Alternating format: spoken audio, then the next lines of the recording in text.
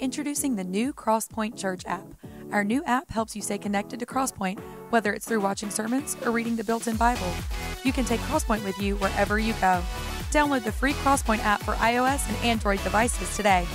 We hope that Crosspoint is making an impact on your life. If you would like to partner with us financially, visit crosspoint.church and choose the giving option that works best for you. We hope you enjoyed today's message. Merry Christmas, Crosspoint. Who's happy to be here today? Who is excited that you got another Sunday here in church? You wouldn't be anywhere else. Not at the football game, by golly, no, here with us. Amen. Who's excited to hear a word from God today to speak into your life? Amen. Well, y'all quiet down. Let me get started then. So welcome to Crosspoint if this is your first time. And you can turn to Matthew chapter 5. That's where we'll be today. Matthew chapter 5. And just two verses. Verse 1 and verse 13. But don't you worry. I will not shortchange you on time. We'll still, go the full service. Don't you worry about that. But I want to talk to you today as a follow-up. We're in part 2 of this series, Light of the World. And so last week, Pastor Tracy said that this is the most wonderful time of the year. And it feels that way until you're waiting in line and you're the 10th person. And for some reason, the guy at the cash register decides to pay in cash.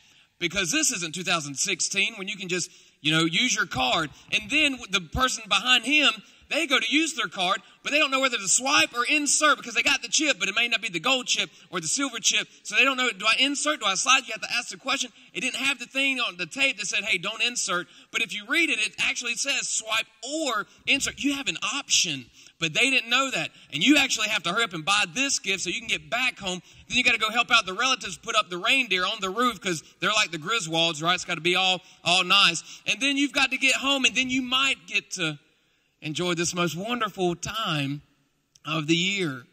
And we said last week that you shouldn't worry about what's happening each Christmas. That's not what it's about, but you should focus on what happened that first Christmas. And so in this series, Light of the World, I actually want to jump in front of when Jesus said that we are the light of the world. So in verse 14, it says that. But I actually want to start with verse 1, and then we'll skip down to verse 13. So let's jump on in. And I'm going to read from the Message translation because it's a great paraphrase. It's going to, I think, make more sense, be a little more clear. So verse 1, Jesus it says here, when Jesus saw his ministry drawing huge crowds, he climbed a hillside. Those who were apprenticed to him, the committed ones, they climbed with him. Arriving at a quiet place, he sat down and taught his climbing companions. So it's like they were gathered around a table, right? Much like you'll have this holiday season, right? You'll have your family coming in, except for Uncle Marvin, because you know what he did last Christmas. But other than him, we're going to have the whole family here, and we're going to sit around. And so they sat down on this hill, and he began to teach them. And we'll skip down to verse 13. And Jesus said, let me tell you why you're here, right? Isn't that great? Like if you go to a faculty meeting, I want you to start with, why are we here? Why did we call this meeting? What's our purpose here, Jesus? And so he starts off, let me tell you why you're here. So it's going to be very profound, very delicate, very intricate, very, oh my gosh, I can't wait. They're probably sitting at the edge of their rock, right? Wherever they're sitting at, they're on the edge. And all of a sudden he says, you're here to be salt seasoning. And that's just straight clear. That needs no further explanation. So he says, you're here to be salt seasoning that brings out the God flavors of this earth. If you lose your saltiness, how will people taste godliness? You've lost your usefulness and will end up in the garbage. Merry Christmas, Crosspoint Church. Not your typical Christmas passage, but it will make more sense here in a moment. So Jesus is saying, be salt. So could you help share the sermon title with 3 people sitting around you, just 3 people, and look at them and say, will you pass the salt? Will you pass the salt? Will you pass the salt? And for all my note takers, that's the title. You can write that down. And there will be a notebook check in heaven, just to let you know, right? They'll get in first. Part of that's true. Hardly, all right? But pass the salt. I thought about this sermon title because Marissa has this thing she does every time she cooks, right? And it's delicious food every time. All right, you can tell that it's great food. I love the way she cooks. everything she does, every little detail she adds. I'm trying to be happy at home right now. So it's beautiful stuff. I love the food that she cooks, right? And then you got your mom in the audience too, and your mother-in-law. So it's like all that, oh gosh, just back away from that little discussion. I'm going to go, all right? So I love how she cooks. But she does something every time she cooks. So she'll be in there doing her cooking thing, and I'm doing some delicate business in front of the TV watching the game and helping Coach Fedora, because that's my role. So I'm doing very important business. And so Marissa, she's in the kitchen cooking, and she'll say, dinner's ready, and I do not dare wait any longer because she has done a blessing for me, right? I learned that, when my mom would cook, you get to the dinner table, right? But I just need 5 more minutes. No. So if I'm on Call of Duty, guys, I got to put that down, right? I know you're in the red zone about to score in Madden, or you're playing 2K, and, you're about to go for that you're just 3 points, and you're about to go all the way up to a double-digit lead, and this is the best comeback of all time, and you're talking trash to the 5-year-old that's on the other end across the street in the neighborhood, and you're just all types of excited. Mom, not now, right? Yeah, too close to home. So I go. So put the controller down, guys. Go when you get the call. So I go in the kitchen, and before I can put the food in my plate, before I even pick up the spoon to dig it out, she says, now that's going to need salt. And because Marissa said it, I believe it. It carries weight with me. I understand that she could say that because she was here throughout the process, right? She's the one who made it, so she knows what she put in and what she left out. And throughout the whole process, she was probably sampling it. And so she knew it's going to need a little salt. But if I were to leave my coaching duties in front of the TV and go into the kitchen while she's finishing up and just look without sampling anything and say, that's going to need salt, that's not going to carry much weight. In fact, I may be the one waiting for food because it's just going to be dinner for one that night, right? And I can return to the couch for the remainder of the evening.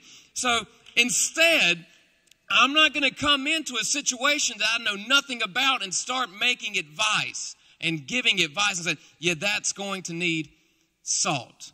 But nonetheless, she'll say that needs salt. And here's what happens in my mind. I know at that point that she has critiqued her food so much for it to be perfect that it doesn't need anything else. So I don't need the salt. So I'm happy without the salt. No, I don't need the salt. Keep it in the cabinet. I'm good just like it is, babe. Good food. That's good food. Yeah, absolutely. That's got to give me some sort of brownie points right there. Then there's people watching. Don't forget the people that are watching on camera too. So that's a lot of people. So pass the salt. And I'm thinking in this time, passing the salt. I know we're talking about light of the world, but why did he say salt? Why did Jesus say be the salt, right? He didn't say be the sugar, right? I know about some sugar, right? I can be sweet, Jesus. I can get that metaphor. But he says be salt. And so I did some research, as all great speakers and preachers and communicators do, all right? I took to my research, and I dove into Google. And Google said that there are over 60 uses of salt. So here we go. Number one. No, I'm just kidding. I would not do that too, but I will give you 3. I'll give you 3 of them. One of the uses is that it improves taste naturally. So if the food needs a little something, so it can help improve the taste or improve a situation. All right, so for example, if you're trying to boil water, if you put salt in the water, it will boil quicker because you have changed the situation that is now in that pot. All right, same thing for athletes. Whenever they cramp and their muscles lock up, there's no moisture in their muscle fibers, right? It's been absorbed, so we put salt in them, pickle juice you may have heard of, or tablets, and that way it will draw the moisture back out. So it can change the situation. That's what salt does. And so going past that a little bit further, I said, all right, what else does salt do? And it actually cleans stuff up. Now, me, again, with my coaching duties, I would not know that it cleans stuff up. But if you spill something on the carpet, salt can actually help get the stain out. So salt can actually clean up a situation, not just change the situation.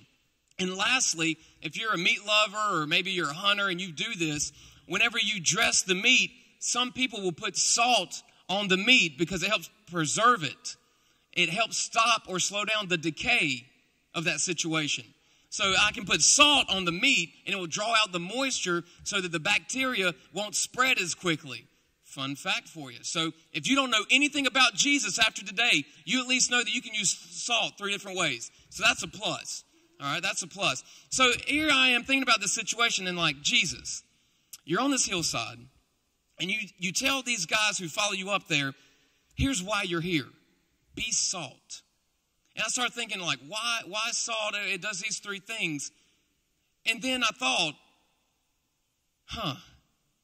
they're sitting around him, so he can talk to them. And I thought about the church, and how at the church, you have like salt shakers, right? And I know at your dinner table over the holidays, that salt shaker is going to make its rounds, right? And it's never the person right beside you who needs the salt. It's always Uncle Marv, again, all the way down at the end. And he makes the same joke every year. Hey, can you pass the salt? Go long. Right? And every year it's like, Uncle Marv, we understand. Just like when we made the table, just put it by his plate so we don't have to hear that joke again. But nonetheless, go long, right? And we want to pass the salt, but we want to throw it. But I would beg to differ that when you're sitting at this table, like the church, when you're around this table, when you're close in proximity to this table, it looks really nice. And you get to talk about the salt. Hey, could you pass the salt? And it's real easy because I'm right here. But Jesus said, be the salt. So that means I'm supposed to be what's in the container. And so what about all the people who aren't around my table? What about the people who are on the outside looking in at our table? So if this is the church, what about the people who don't like church, who find church boring, right? They attend sometimes and they're like, I don't know why they have a question in the middle of this song. The song sounds decent. They don't know much about church, or they don't like it for whatever reason. When they look at this dinner table and this church, it looks so festive. And the people sitting around it, the salty ones, they look like they know what's going on. I don't think I belong at that table. It doesn't look like I should sit at that table. I don't even see a chair ready for me at that table. So where are we salt at? Are we just going to be a church that comes in on Sundays and we say, man, that was a good message. That Yahweh's song, man, Jerome killed it. I know that's the only second time. Every time's like the first time. I love that song. And we're just shaking it all around us. And, hey, could you pass the salt? Absolutely. Could you pass the salt? Yeah, here you go. Uncle Marv, good gracious, go along. Right? And I'm just passing around the table. But what about those looking outside looking in? Why don't they get any salt? They're in need too. What if they have a situation that needs to be changed and there's no salt? What if there's a situation in their life that needs to be cleaned up, but there's no salt? What if they need some decay and destruction to stop in their life, but there's no salt because no one got up from the table to take them the salt and pass the salt to those who didn't know? It's almost like we're a group of people sometimes. Other churches, not necessarily us. Other churches have groups of people that pretend that they're the ones who need the salt. But once you get a little bit of the salt, you need to carry it with you. You are the salt. And the salt only works when you go out and shake it up. That's the only time it works. I can't purify a situation I don't talk to. I can't go out and make a difference if I stay at the table. So think about the story of Jesus' life. All the things he did. There was a time when he walked past a table that Matt was sitting at, a tax collector, right? The scum of the earth. Nothing going for his life except he had money, but that was it. And Jesus just walks by and says, hey, follow me. And then later on, he sees Andrew and Peter, James and John. He says, hey, follow me. Now, if I do that at the mall, I turn around and there's nobody going to be behind me except a security guard, right? So try it out this week. Go to the mall, just go up to, hey, follow me, right? And see what happens. Nothing's going to happen, but these guys followed him. And so he stepped into Matt's situation and he changed it because Matt gave up his job. And Peter and Andrew, they were fishermen. And he stepped into their situation and he changed their job. So Jesus can step into situations and change the situation. And not only that, what about the woman with the issue of blood? She bled for 12 years. She had a really bad issue. Think of your life. Have you had any issue for more than 12 years? The biggest issue you have this holiday season is when you're the 10th person in line, they're paying in cash, they don't know how to use the card holder, they forgot their money, they have to get out of line, they want to get back in line, you're stuck in traffic because it's the holidays and nobody knows how to drive except you. How in the world does this happen every year? But nonetheless, this woman had a 12-year issue, and with one touch of Jesus, her situation changed and she became clean. What about blind Bartimaeus? This man is sitting out by a wall with his buddies. And he hears a commotion. He says, is that Roy Williams, the goat? No, that's Jesus. Jesus. And he hollers, Jesus, Jesus. And his friends say, shh, be quiet. You can't take you anywhere, right? And he hollers at Jesus because this man was in a situation. He didn't want his miracle to walk by. How many miracles are in the room and you're just going to let it walk by unless someone hands you some salt? You can't just let a miracle walk by. But if I am the salt, what about me? I can't be the miracle walking by someone because they're not at my table. But here's what happens. You may be sitting in your seat here in church and someone else sits behind you and you get a whiff of something and you think, oh my gosh, is that seeping out through his pores? Oh my gosh, did he just leave the bar? Oh, we have to move. We have to move. I am not for this. Let's go sit over there by that center. At least they're a white collar center, right? These blue collar centers, that's too dirty. Ooh, I can't clean up that mess. I don't want to be around that. At least they have like financial sin going on. They have a lot of money. Let's go talk to them. But these blue collar centers with the, I can't handle all that, right? But Jesus steps into situations and cleans them up and leaves them better. How about the women that Jesus encountered? They were tied to so many men. And nonetheless, this woman comes to a well and encounters Jesus. And he steps into her life and says, here's everything I know about you. And we've never met. And then she ends up saying, oh my gosh, you must be the Messiah. And runs away and leaves what she came for. She came with a bucket to get water. Maybe it was to clean up a mess. But Jesus cleaned it up for her. She didn't need the bucket when she went back. So what is the situation in your family this holiday season that's got your focus and that's all you can think about? And you're all of a sudden thinking, I just want to sit at the table, but there's people on the outside who need to be at your table, but they can't be there unless you will be the salt. Tell somebody, pass the salt. Pass the salt. Man. So I thought more about this and the salt thing and the three things it can do, and that was cool. But I thought more, and I was thinking, so, Jesus, what about the second part of what you said? So understand that if we simply live a life to where we aren't the salt, people won't know about you, right? So he says, be the salt. But then he goes on, he says, if you lose your saltiness, if you lose that thing that helps other people know who I am, how will people taste godliness if you're not salty? He says, if you've lost your usefulness, you will end up in the garbage. So I'm thinking, you can lose it. You can lose the saltiness. And so I went to do some more research. And I was like, Jesus, what do you mean by salt? So I thought you meant like, the word of God, you should tell other people. Like be the purifying thing that changes the situation. And that's true. But I've researched it further, and it made more sense. Think about verse 1. We forgot about verse 1. It was so important. That's why I used it and skipped the other verses. Not that they're not important. But in verse 1, when Jesus saw his ministry drawing huge crowds. So Jesus is down here and he's drawing huge crowds. He climbed a hillside and he goes up. And those who were apprenticed to him, the committed ones, climbed with him. That lets me know something. That lets me know that this climb must have been a dangerous climb. This climb must have been a hard climb. And those old country preachers that are tucked away in some of those corners, right? You get up there and say, their faith wasn't strong enough. Right? They needed to follow Jesus. You really got to follow. You got to keep your eyes on him, right? You got to have all that faith. And that is true. However, some followed him and some stayed. And when they got up and he sat down, he said, here's why you're here. Be salt. And then I put the order in my mind that he's about to go over the Sermon on the Mount and tell them, here's how you should live your life.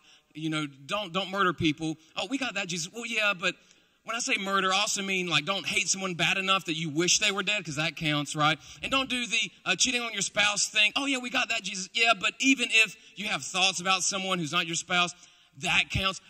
Whoa, really? Matthew, why are you writing this down? Oh, throw that away. We don't want to do. Really, Jesus? And so he's about to go through all this. And it hit me. Not everybody came up. Only a few sat around. And he said the most important thing is you need to be salt. And if you lose your saltiness, you're worthless. So what is the salt? It was influence. If you lose your influence, you're worthless. If you're in a situation to where no one wants to hear what you're saying, it's worthless. If I'm sitting here around this table and I've criticized this person looking in at my table, and I've criticized this person and how they dress to come to church, and I said, hey, you need to come to my church. We love all people. And then when they get there, I move because of the sin that they're in, and I'm like, oh, I can't handle that. That's not, then it's worthless because now I can't influence anyone. And Jesus had just climbed up, and some people stayed down, and when he got up there, he did a head count. Yeah, we lost some people. So they're not going to hear what I'm about to say, and what I'm about to say is important. So here's what I need you guys to do.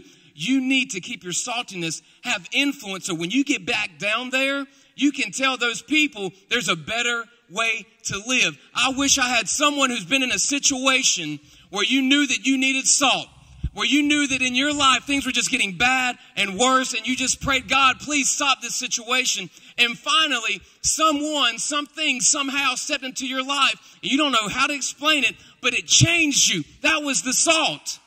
You were influenced. So you now need to influence someone. And it hit me again. I kept thinking, okay, the salt and the influence. So I've got these few people around me. They climbed up with me. But why did Jesus have influence with them? It kind of boggled my mind. Like, why did they keep coming? Obviously, it was a tough road to get up there. Some people stopped. And then how could he simply walk past the table? Hey, follow me. And people follow him. Hey, follow me. And people followed him. It took more than 2 words to get Marissa to follow me.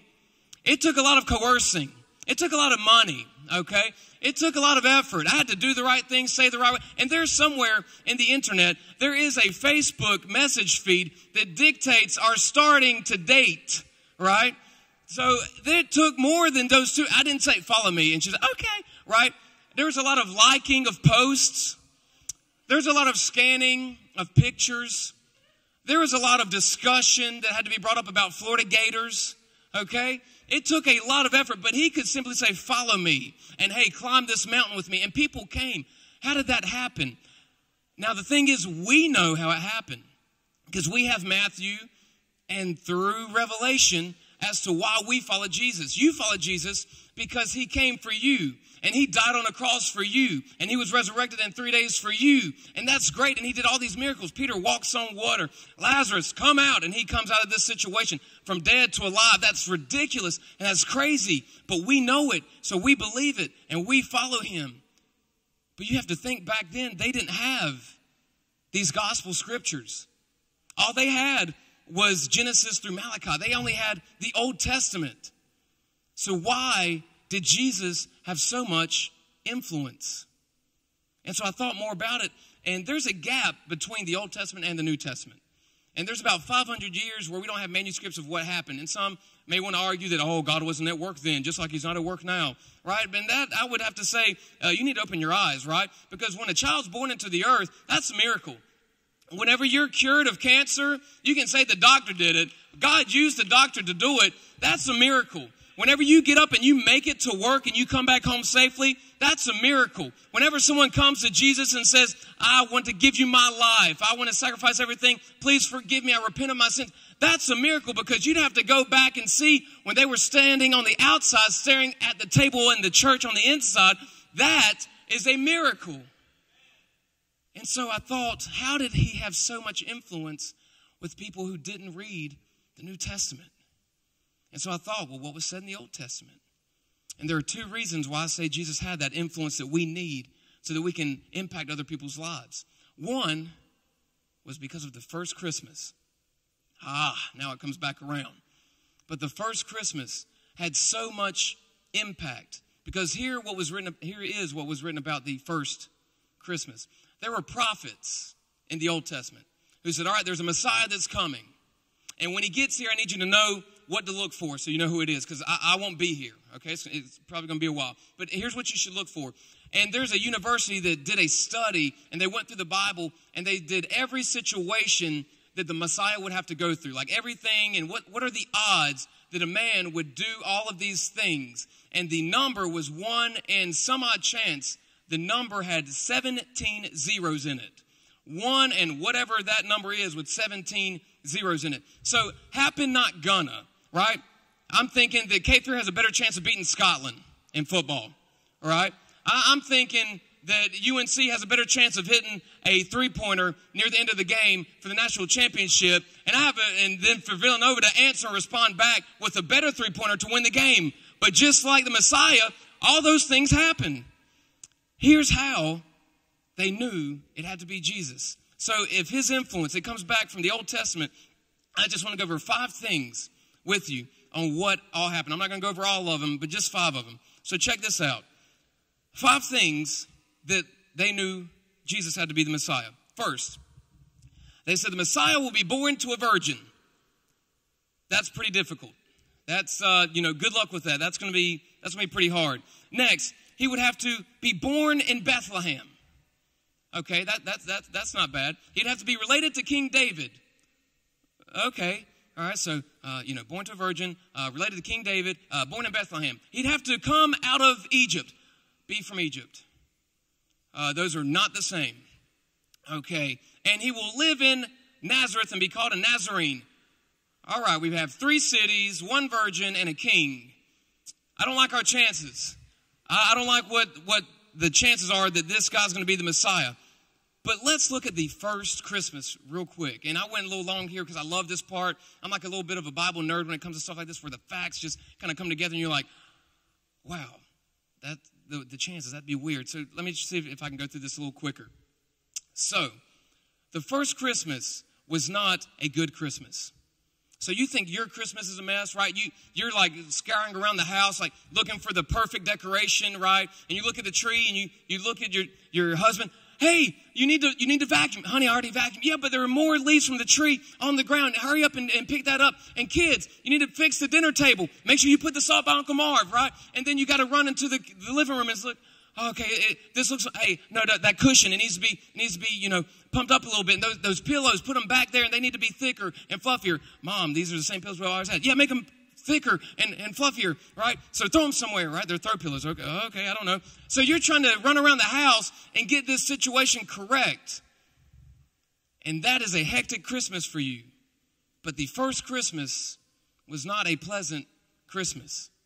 I mean, it stunk, literally. They were in a barn. And there wasn't a couch to fix. There wasn't, a bedroom. And you talk about like unexpected gifts and surprises like we used to do. But what about unexpected guests, right? That's your nightmare during the holidays, right? So you stopped cooking the ham because people would show up at your door. So now all of a sudden, think about it. Mary and Joseph are sitting in this barn. They didn't give anyone their address. They didn't mail out any Christmas cards, right? Click, and send it out to people. But people showed up somehow on this day. So my reasoning for really believing in Christmas comes from Joseph. Think about it, guys. Your son will be born to a virgin. Question. She's my fiance. Who's that? Right? So Joseph has to take a little dream, and he's on a TV show apparently, and an angel steps down and says, Joseph, you are not the father. Only he wasn't excited because he was like, well, I know that something had to, what could have happened? And he says, but God is the father. So he wakes up, I'm sure, in a cold sweat thinking, I don't understand this. But the fact is that Joseph was going to separate from Mary. Now, back then, if you committed adultery, that could be an execution. So he easily could have said, because the process would be he'd have to go to the priest and say, hey, Mr. Priest, so we're engaged, but see, what happened was the way our wedding account's set up is that's not mine, right? And so he would say, oh, not yours, off with her head, right? And so she would be killed. And so he said, I don't want to do that because, she was good. She was good people. I'll just ask for my Letterman's jacket back, and my CDs. And I'll just have her on her way, leave a note in the middle of the night. Hey, hope everything works out with the baby and the baby's daddy. Peace be with you. And then just, peace out, right? And start over anew. But he stayed. So all the guys in the room just go, oh, man. Just say it. Oh, man. Oh, man. He stayed. What would make you stay with someone you're not certain about? So something must have happened. That's what I'm just saying. Something must have happened. This is for all the non-church people in the room that maybe you haven't heard it this way before. So this is really for you. All the Christians in the room, the real firm believers, you already know this. But just to put a little spin on it. So from then, we step into the next part of Christmas. So now all of a sudden, the emperor says, hey, we need to do a census. So I need everyone to return back to your homeland. We need to do a quick head count. And so, pregnant, very pregnant at this point, Mary gets on a mule or a horse or a wagon. I know all the pictures have her sitting side saddle on a mule looking very glorious. I'm sure her hair was messed up, first off, right? Ladies are like, yeah, ain't no one going to look like that. But there's no scripture that says that she was on a mule and she was pulled like a chariot, right? Nothing like that is in the Bible. So she could have walked, right? She might have had to jump on Joseph's back and he said, I don't know why I'm doing this. My goodness. It could have been any of those situations. But nonetheless, they have to travel 5 to 8 days to get to Bethlehem. Weren't supposed to be there. But wouldn't you know it, that by the time they get to Bethlehem, she's due. That's weird. That's a weird coincidence. And why did she have to go to Bethlehem? Why were they in Bethlehem? First off, Joseph could have left them and just said, hey, party of one. I'm not doing all that. But he brought them with him. So something must have happened there. But they get to Bethlehem because Joseph, his descendants are from Bethlehem. Because Joseph's descendant is descended from King David. So if you go at the front of Matthew, the boring part that says in the King James Version, begat, right? Or in the more contemporary version, here's the dad and he had this son. And then they say, and this daughter, or this woman, which you don't prove facts back then with a woman. They didn't believe women back then. So that wouldn't be like a reliable source. So if I'm going to make up a story, I scratch that out, especially if you know her history. All right, scratch that out. Let's do something else, right, if you're going to make that up. But nonetheless, begat, and there it is, Joseph. So he's a descendant of King David, now in Bethlehem, and she's due. Oh, this is starting to get a little strange. So Joseph is sitting in the barn now because like all guys, we didn't plan ahead. We didn't make reservations, all right? And so we're sitting there in a barn thinking, could it get any worse? Oh, we have guests, right? And so I'm thinking, who invited the guests? Like at your house, whenever you're like, oh, come in. And then you turn to your spouse, what did you do? Did you invite them over? I can't believe you, right? And so you're, hey, come on in. All right, here's the living room, the bedroom, the dining room. This is the room, all right? We're in a barn. This is it, right? So they're sitting there, but who invited them? Because if you're married, you don't want anyone to know except you told your cousin. That was about it. Girl, let me tell you what happened to me, right? You see this bump right here? Girl, I thought you ate a little sweet. Yeah. No, it's a baby, right? So she's not telling anyone because how do you explain that? And Joseph, he ain't trying to get talked about with his crew, so he's definitely not telling anybody. Nonetheless, they don't know these guys. They just showed up. So no one sent out an invitation, yet in their GPS, it brought them here. That's just weird. But think about this. If Joseph didn't plan ahead, if he didn't prepare, and they're in a barn, I think for my wife, I'm going to pull out all the stops. I'm going to have just reach deep in my pockets. Hey, can my wife and child, well, not my child, her child, can they just sleep in your house? Is that possible? I'm going to just pay you enough. Could you just please have them? I'll stay outside. So I'm thinking he probably didn't have a lot of money at this point because I had to travel 5 to 8 days, get to Bethlehem, no accommodations. So they're probably a little strapped for cash. But wouldn't you know that these guys brought gifts? And that gift would be able to pay their finance to go 175 miles to get away from King Herod. Because King Herod wanted to kill all the 2-year-olds and everyone below to make sure he got rid of this king that was 5 miles away. So if he didn't have money, he was not going to get there unless these uninvited, uninspected gift givers showed up with something that they could maybe financially pay for this trip 175 miles away. So he's like, I don't know who these guys are. They have stuff for us. Man, then he has another dream and says, you need to leave. Get out of here. Go in this direction. Go 75 miles to the border, but then you could probably still get captured because Herod has rain there, and go 100 more miles. And you know where he ended up? He went from Bethlehem to Egypt. It's the darndest thing, you know. And it's funny how God can step into a situation and through someone else give a gift that provides you with what you needed to fulfill his mission. Isn't that the weirdest thing? that this child had nothing, came into nothing, but God sent something. So I just need someone to give a cheer. If you've ever been having nothing and somehow God sent something and now you've got everything you ever needed. It's so strange to me, but I'm just a lowly communicator, preacher, talker, teacher. So let's just get back to this story. 175 miles with a woman who had someone else's child. If I am Joseph, I do not go. In fact, when I find out that the king is looking for him and I flee, I'm now a fugitive. So he's going to want me. I could die. So if it's not true, King Herod, here you go. Would you like me to deliver him to you? Do you just want me to, you want to meet at the gas station there? Hey, we'll fuel up and you can just take him there. Signed, sealed, delivered. If it's not true. But something must have happened for Joseph to care for this child, to go another 175 miles away. But nonetheless, they end up in Egypt. And so while they're in Egypt, King Herod dies.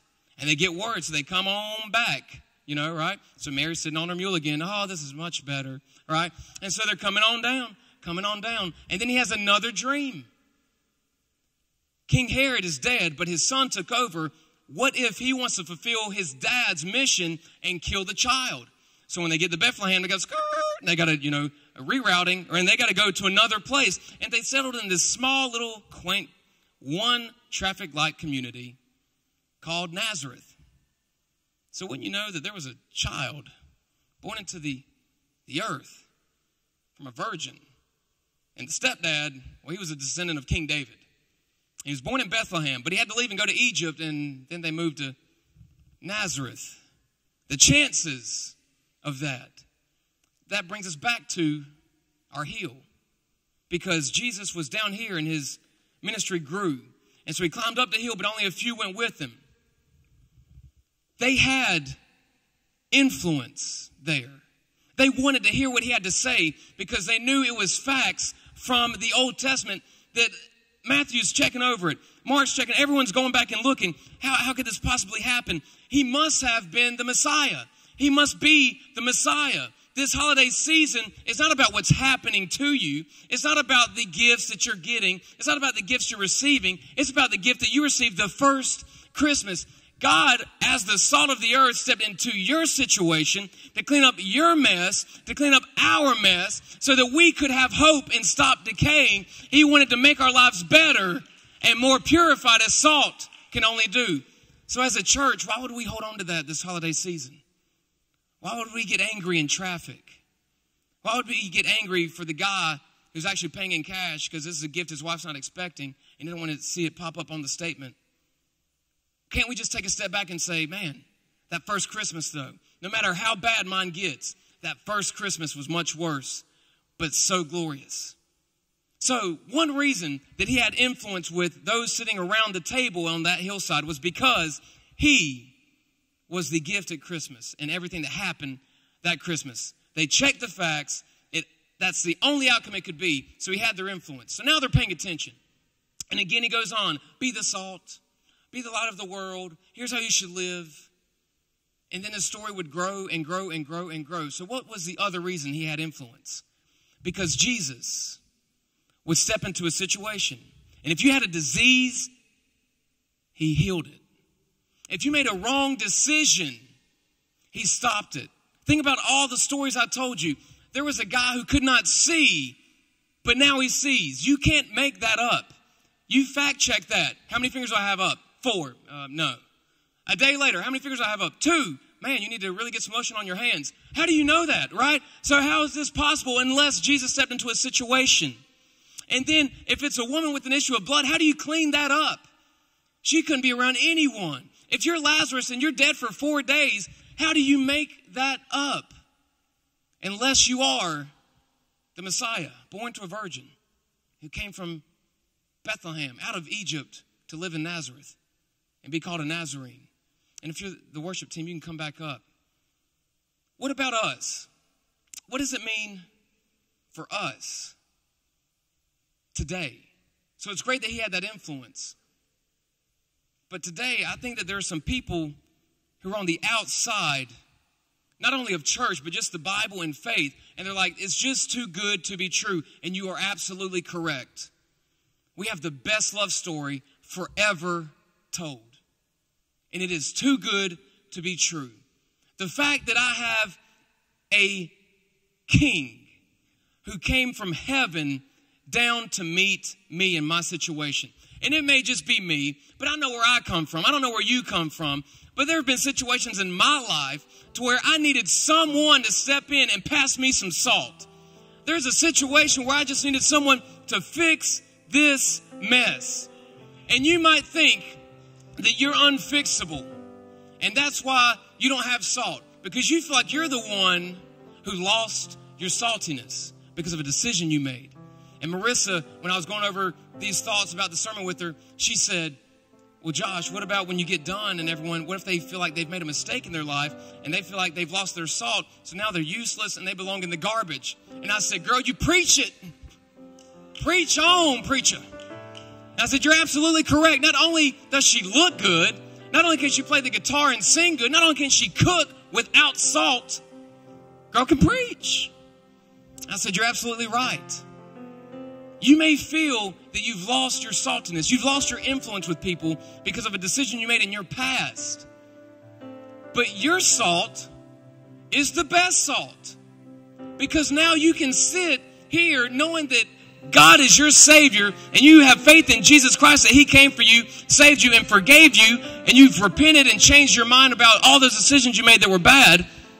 And now you can actually get up and go out of the church into someone else's life and be salt. You can be the salt. Your story's better. Your salt's going to taste better. You're going to be able to have more of an impact in their situation than anyone else. Because, oh, you're addicted to that. I used to be addicted to that. Here's how you get over that. Oh, you like to go out there. That's your party scene. That used to be my party scene. Here's how I got out of that. Here's why I didn't want to do that anymore. Oh, you like that music. Oh, you like to do this. Oh, you're addicted to that. Oh, this drug. You know, you sit in church and you try to hide that twitch. You come to church and you try to cover up the smell of whatever you just did recreationally. And you try to hide it and cover it up. And that's a sign that someone at the table needs to go out and be the salt. You've got to pass the salt. Because there's some people who are hurting. But if you made a bad decision, that doesn't make you unsalty. That doesn't mean you lost your saltiness. That means you have the best story to tell. You can have the most influence because you've been through what they're going through. And that is the best salt to have. So Jesus is on the hill. He says the most important thing, here's why you're here. Keep your influence. Don't do anything where people won't trust you anymore. Don't do anything where they won't believe what you're going to say. Because when you get back down there, if you're not living the right way and doing it the right way, you can't just throw salt at them and say, you need to go to church, big fella. Don't dress like that. You can't throw the salt. You have to be the salt. So how you say it, how you behave, it's important. Because you'll lose your influence otherwise. But I got to go back to a different hill. Because 33 years after the first Christmas, a guy known as the Messiah, born to a virgin, from Bethlehem out of Egypt, called a Nazarene. He climbed another hill. But this time, none of his boys went with him. This hill was a little higher. It was a little steeper. It was a little more difficult. And he told them in advance, you can't make this climb. And he carried some wood with him. And on that wood would be nailed everything I did wrong and everything you did wrong. And he would not die from bleeding out. He would die from not being able to breathe. He would suffocate. Very painful way to die. And again, everything about his crucifixion was told in the Old Testament. And just when they were about to break his legs so that he would go ahead and give up and not have anything to prop himself up on to keep his lungs open to get in oxygen, they went up to him to break his legs and he had died. He was already dead. They didn't have to break his legs, which was prophesied. 1 in some odd 17 zeros of a chance that some boy married to a virgin from Bethlehem out of Egypt, the Nazarene. And he climbed that hill so that in your situation, you could sit at the table and he could be salt into your situation this Christmas. And that whatever you think is so messed up, so jacked up, whatever the strenuous part of your holiday season is, that you might be able to have peace at your plate. That whatever chaos is going on in your home, whoever did what, whatever happened last Christmas, the Christmas before, while we can't have Christmas like we used to, you can have peace in the fact that he climbed another hill for you and for me. And you can know that I'm not going to clean up just any mess. Like this table, if we ate at this table, I'm not just going to clean up that mess if I'm a guest, right? I don't know you like that perhaps. But for me to get into your situation and try to influence it and clean up everything you did wrong, just like Jesus, he must have had love. What else would it cause him to come, like the place said today, from heaven where it's perfect into this world where he would be killed, born in the worst of conditions, without love? So whenever you go to share and be the salt, you've got to do it with love. You have to be that loving salt, not that critical salt. You can't beat them down. You just got to pick them back up and be the salt. So maybe that's your situation. Maybe it's just that you feel like you haven't done enough, or you can't possibly do enough, and there's not a seat for you at this table. But Jesus climbed that hill to be crucified, so then whatever situation you do, you can now have hope that there is going to be no more destruction, no more decay in your life. He is come, and he will come again, just as the song says. He is the light of the world. He was the original salt to the earth so that we might have influence. Can you influence those around you? Who is it at work? Is work a better place because you're there? Is your classroom environment a better place because you're there? Is your family a better family because you're there? What situations do you have influence? But if you're not a believer, I wanted you to know today that Jesus is the hope of the world, the light of the world, the salt of the earth. Can you pass the salt to the next person? As the band begins to sing, I want you to stand up and just pray where you are about whatever situation is in your life. Wherever you think there might be some salt needed in your life, wherever the situation you feel that needs to be spoken into, just take this time and give it to God.